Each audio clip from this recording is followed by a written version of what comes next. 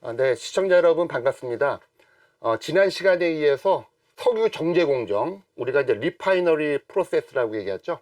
석유 공정 중에서 리폼 공정을 후속적으로 더 소개를 하겠습니다.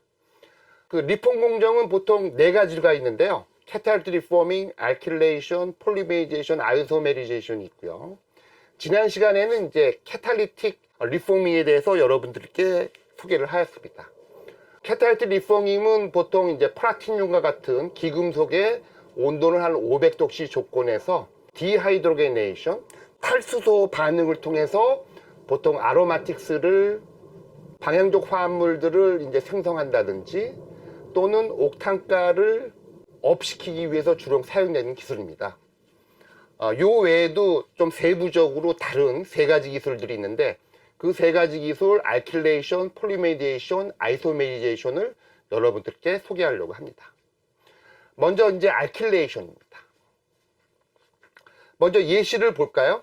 CH2 더블 본드 CH, CH3 요거를 우리들은 이제 프로필렌이라고 얘기를 합니다.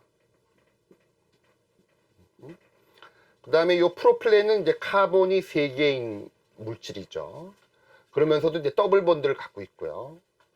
요거는 지금 카본이 4개 있으면서 여기 이제 브랜치가 되어 있죠. 요거를 보통 우리들은 이제 아이소부탄이라고 얘기를 합니다. 만약 스트레이트로 있을 경우에는 이제 노멀 부탄이라고 얘기를 하고요.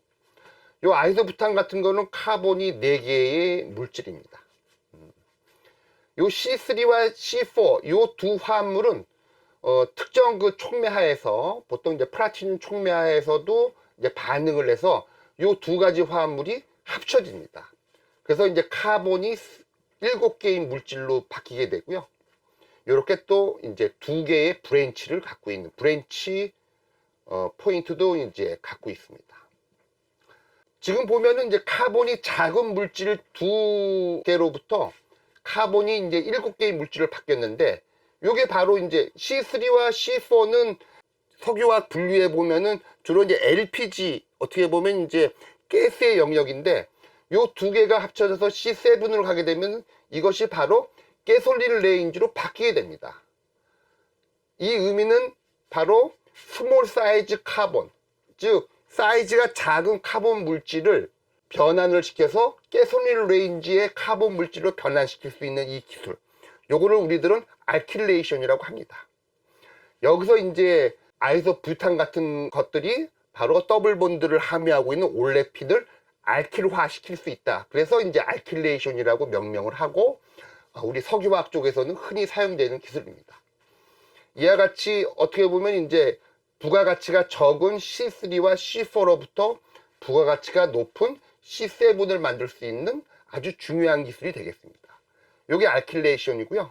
그 외에도 지난번에 설명했던 캐탈리틱 리포밍과 마찬가지로 알킬 그룹이 많이 들어가서 브랜치 포인트를 많이 형성하게 되면은 옥탄가가 상승해서 결과적으로 이제 고급 휘발유를 만들 수가 있는 그런 기술 분류에도 속한다고 여러분들이 인지하시면 되겠습니다. 한편 이 석유 정제 공정에서는 이제 폴리메리제이션, 요거는 좀 어떻게 폴리메리제이션 또는 이제 올리고메리제이션이라고 하고 있는 이 기술이 있습니다. 요것은 주로 이제 폴리메리제이션이라는 거는 보통 이제 좀 길이가 아주 긴 것을 얘기하고요. 올리고메리제이션은 적당한 사이즈의 이제 길이, 그런 거에 해당되는 기술인데, 요 기술은 주로 이제 이 알켄이라고 하는 물질을, 요 알켄 중에서도 특히 이제 그 석유화학 쪽에서 흔하게 얻을 수 있는 거가 에틸렌 또는 프로필렌이 있는데요. 요 에틸렌하고 프로필렌을 예를 들어서 화학적인 변환을 시키는데 요 변환은 특히 중합이라고 하는 변환을 통해서 예를 들어서 좀 길이를 길게 할 수가 있습니다. 그래서 이제 에틸렌이라든지 프로필렌을 갖고 중합을 해서 가솔린 레인지 카본, 예를 들어서 C6에서 한 C12 정도까지 만드는 요 기술, 요거를 이제 폴리메리제이션이라고 하고 있습니다. 요 기술은 특히 이제 제2차 세계대전 때 보통 전쟁 시에는 예를 들어서 가솔린이라든지 기름이 많이 부족하지 않습니까?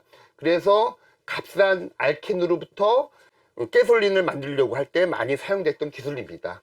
그 당시에는 이제 요거를 우리들이 얘기할 때 보면 합성 석유. 그래서 이제 신세틱, 우리가 이제 인위적으로 에틸렌이라든지 프로필렌을 중합을 시켜서 가솔린 레인지에 카본을 만든 이런 때 사용됐던 기술이 바로 요 폴리메리제이션이고요. 이 기술은 더 이상은 이제 합성 석유를 만드는 데 사용되고 있지 않지만 보통 이렇게 에틸렌이라든지 프로필렌을 보통 우리가 얘기할 때는 올리고모화를 시키게 되면은 우리가 트라이머 또는 테트라머와 같이 작은 사이즈의 물질을 얻게 됩니다.